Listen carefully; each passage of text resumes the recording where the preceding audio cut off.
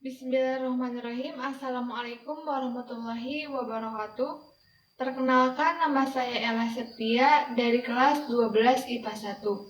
Di sini saya akan menerangkan bab 3 Mapel Sejarah Bahasa Indonesia tentang sistem dan struktur politik ekonomi Indonesia masa demokrasi terpimpin. Disimak baik-baik ya.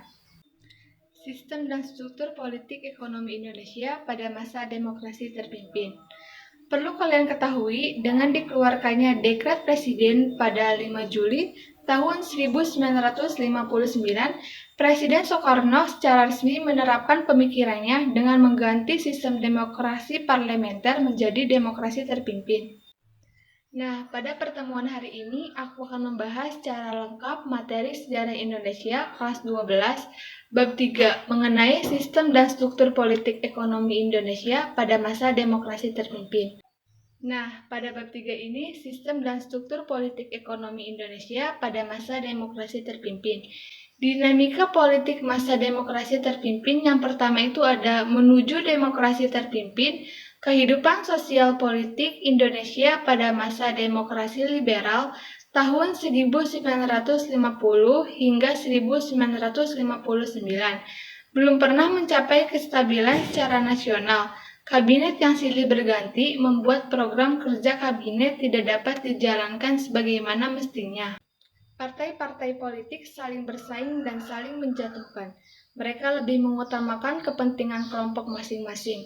Sehingga pada hari Minggu 5 Juli 1959, tepatnya pukul 5 sore, dalam suatu upacara resmi yang berlangsung selama 15 menit di Istana Merdeka, Presiden Soekarno mengumumkan dekret yang memuat 3 hal pokok, yaitu yang pertama ada menetapkan pembubaran konstituante. Lalu yang kedua ada menetapkan Undang-Undang Dasar 1945 berlaku bagi segenap bangsa Indonesia dan seluruh tumpah darah Indonesia. Terhitung mulai tanggal penetapan dekret dan tidak lagi berlakunya Undang-Undang Sementara atau UUDS. Yang terakhir, yang ketiga, ada pembentukan MPRS yang terdiri atas anggota DPR ditambah dengan utusan-utusan dan golongan, serta pembentukan Dewan Pertimbangan Agung Sementara atau DPAS. Dekret juga mendapatkan sambutan baik dari masyarakat yang hampir selama 10 tahun merasakan ketidakstabilan kehidupan sosial politik. Mereka berharap dengan dekret akan tercipta suatu stabilitas politik. Dekret pun dibenarkan dan diperkuat oleh Mahkamah Agung. Dekret juga didukung oleh TNI dan 2 partai besar, PNI dan PKI, serta Mahkamah Agung. Bahkan, KSAD, salah satu konseptor dekret, mengeluarkan perintah harian kepada seluruh jajaran TNI, AD, untuk melaksanakan dan mengamankan dekret Presiden. Dukungan lain kemudian datang dari DPR. Dalam sidangnya pada 22 Juli tahun 1959, dipimpin langsung oleh Ketua DPR secara aklamasi menetapkan bersedia bekerja terus di bawah naungan Undang-Undang Dasar 1945. Selanjutnya, pada peta kekuatan politik nasional antara tahun 1960 hingga 1965. Kekuatan politik pada waktu itu terpusat di tangan Presiden Soekarno. Presiden Soekarno memegang seluruh kekuasaan negara dengan TNI AD dan PKI di sampingnya. TNI yang sejak Kabinet Juanda diberlakukannya SOB, kemudian pemberontakan PRRI dan pemerintah pada tahun 1958 mulai memainkan peranan penting dalam bidang politik. Dihidupkannya Undang-Undang Dasar 1945 merupakan usulan dari TNI dan didukung penuh dalam pelaksanaannya. Kekuatan politik baru lainnya adalah PKI. PKI sebagai partai yang bangkit kembali pada tahun 1952 dari puing-puing pemberontakan Madiun pada tahun 1948.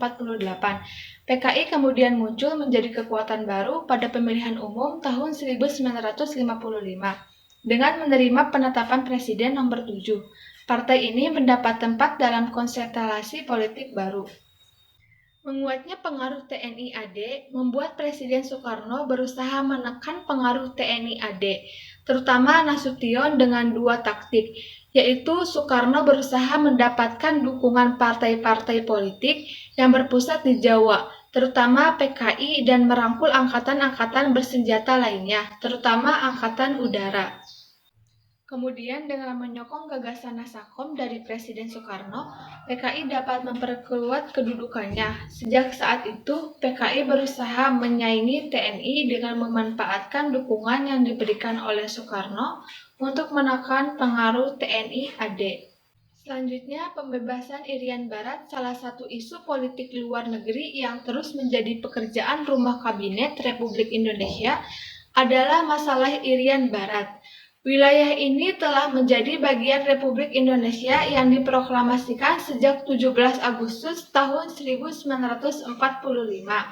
Akan tetapi, dalam perundingan KBM tahun 1950, masalah penyerahan Irian Barat ditangguhkan 1 tahun dan berhasil dicapai dalam suatu kompromi pasal di Piagam Penyerahan Kedaulatan. Dalam rangka perjuangan pembebasan Irian Barat, Presiden Soekarno pada tanggal 19 Desember tahun 1961 di depan rapat raksasa di Yogyakarta mengeluarkan suatu komando untuk berkonfrontasi secara militer dengan Belanda yang disebut dengan Tri Komando Rakyat atau Trikora. Isi dari Trikora tersebut adalah 1. Gagalkannya pembentukan negara boneka Papua buatan Belanda. Yang kedua ada kibarkan sang merah putih di Irian Barat. Lalu yang ketiga, bersiaplah untuk mobilisasi umum guna mempertahankan kemerdekaan dan kesatuan Republik Indonesia, tanah air dan bangsa. Dengan dideklarasikannya Trikora, mulailah konfrontasi total terhadap Belanda di Papua. Langkah pertama yang dilakukan oleh Presiden Soekarno mengeluarkan keputusan Presiden nomor 1 tahun 1962 tertanggal 2 Januari tahun 1962 tentang pembentukan Komando Mandala Pembebasan Irian Barat di bawah Komando Mayor Jenderal Soeharto. Selanjutnya, konfrontasi terhadap Malaysia. Masalah Malaysia merupakan isu yang menguntungkan PKI untuk mendapatkan tempat dalam kalangan pimpinan negara. Masalah ini berawal dari munculnya keinginan Tengku Abdul Rahman dari Persekutuan Tanah Melayu dan Lee Kuan Yew dari Republik Singapura untuk menyatukan kedua negara tersebut menjadi Federasi Malaysia. Rencana pembentukan Federasi Malaysia mendapat tentangan dari Filipina dan Indonesia. Pemerintah Indonesia pada saat itu menentang karena menurut Presiden Soekarno, pembentukan Federasi Malaysia merupakan sebagian dari rencana Inggris untuk mengamankan kekuasaannya di Asia Tenggara. Pembentukan Federasi Malaysia dianggap sebagai proyek neokolonialisme Inggris yang membahayakan revolusi Indonesia. Oleh karena itu, berdirinya negara Federasi Malaysia ditentang oleh pemerintahan Indonesia. Selanjutnya, perkembangan ekonomi masa demokrasi terpimpin. Sejak diberlakukannya kembali Undang-Undang Dasar tahun 1945, dimulailah pelaksanaan ekonomi terpimpin sebagai awal berlaku herordering ekonomi, di mana alat-alat produksi dan distribusi yang vital harus dimiliki dan dikuasai oleh negara atau minimal di bawah pengawasan negara. Dengan demikian, peranan pemerintah dalam kebijakan dan kehidupan ekonomi nasional makin menonjol. Pengaturan ekonomi berjalan dengan sistem komando. Sikap dan kemandirian ekonomi atau berdikari juga menjadi dasar bagi kebijakan ekonomi. Masalah pemilikan aset nasional oleh negara dan fungsi-fungsi politiknya ditempatkan sebagai masalah strategis nasional. Pemerintah Indonesia pada saat itu menentang karena menurut Presiden Soekarno, pembentukan Federasi Malaysia merupakan sebagian dari rencana Inggris untuk mengamankan kekuasaannya di Asia Tenggara. Pembentukan Federasi Malaysia dianggap sebagai proyek neokolonialisme Inggris yang membahayakan revolusi Indonesia. Oleh karena itu, berdirinya negara Federasi Malaysia ditentang oleh pemerintahan Indonesia. Untuk meredakan ketegangan di antara tiga negara tersebut, kemudian diadakannya konferensi Mahfilindo, Malaysia, Filipina, dan Indonesia. di Filipina pada tanggal 31 Juli sampai 5 Agustus tahun 1963. Hasil-hasil pertemuan puncak itu memberikan kesan bahwa ketiga kepala pemerintahan berusaha mengadakan penyelesaian secara damai dan sebaik-baiknya mengenai rencana pembentukan federasi Malaysia yang menjadi sumber sengketa. Konferensi Maphilindo menghasilkan 3 dokumen penting, yaitu Deklarasi Manila, Persetujuan Manila, dan Komunike Bersama. Inti pokok dari 3 dokumen tersebut adalah Indonesia dan Filipina menyambut baik pembentukan Federasi Malaysia jika rakyat Kalimantan Utara menyetujui hal itu. Selanjutnya, pembebasan Irian Barat, salah satu isu politik luar negeri yang harus menjadi pekerjaan rumah kabinet Republik Indonesia adalah masa Irian Barat. Wilayah ini telah menjadi bagian Republik Indonesia yang diproklamasikan sejak 17 Agustus tahun 1945. Akan tetapi, dalam perundingan KBM tahun 1950, masalah penyerahan Irian Barat ditangguhkan 1 tahun dan berhasil dicapai dalam suatu kompromi pasal di Piagam Penyerahan Kedaulatan. Dalam rangka perjuangan pembebasan Irian Barat, Presiden Soekarno pada tanggal 19 Desember tahun 1961 di depan rapat raksasa di Yogyakarta mengeluarkan suatu komando untuk berkonfrontasi secara militer dengan Belanda yang disebut dengan Trikomando Rakyat atau Trikora. Isi dari Trikora tersebut adalah yang pertama ada 1. Gagalkannya pembentukan negara boneka Papua buatan Belanda. Lalu yang kedua itu ada kibarkan sang merah putih di Irian Barat. Yang terakhir, yang ketiga ada bersiaplah untuk mobilisasi umum guna mempertahankan kemerdekaan dan kesatuan tanah air dan bangsa.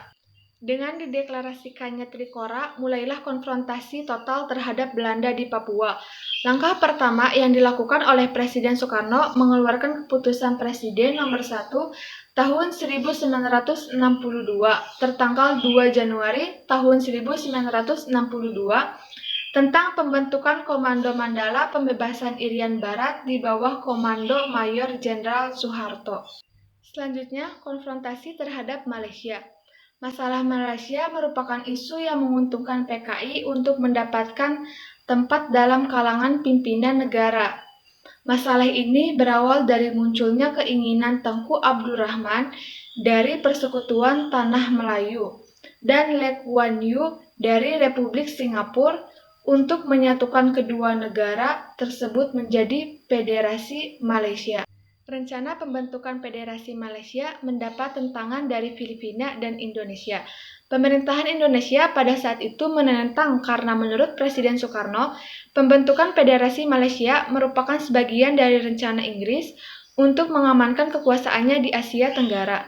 Dengan demikian, peranan pemerintah dalam kebijakan dan kehidupan ekonomi nasional akan makin menonjol. Pengaturan ekonomi berjalan dengan sistem komando. Selanjutnya, perkembangan ekonomi masa demokrasi terpimpin. Sejak diberlakukannya kembali Undang-Undang Dasar tahun 1945, dimulailah pelaksanaan ekonomi terpimpin sebagai awal berlakunya heralding ekonomi, di mana alat-alat produksi dan distribusi yang vital harus dimiliki dan dikuasai oleh negara atau minimal di bawah pengawasan negara. Dengan demikian, peranan pemerintah dalam kebijakan dan kehidupan ekonomi nasional makin menonjol. Pengaturan ekonomi berjalan dengan sistem komando. Sikap dan kemandirian ekonomi atau berdikari juga menjadi dasar bagi kebijakan ekonomi. Masalah pemilikan aset nasional oleh negara dan fungsi-fungsi politiknya ditempatkan sebagai masalah strategis nasional. Pemerintah Indonesia pada saat itu menentang karena menurut Presiden Soekarno, pembentukan Federasi Malaysia merupakan sebagian dari rencana Inggris untuk mengamankan kekuasaannya di Asia Tenggara. Konferensi Maphilindo menghasilkan 3 dokumen penting, yaitu Deklarasi Manila, Persetujuan Manila, dan Komunike Bersama. Inti pokok dari 3 dokumen tersebut adalah Indonesia dan Filipina menyambut baik pembentukan Federasi Malaysia jika rakyat Kalimantan Utara menyetujui hal itu. Cukup sekian materi yang dapat saya sampaikan, kurang lebihnya mohon dimaklumi. Wassalamualaikum warahmatullahi wabarakatuh.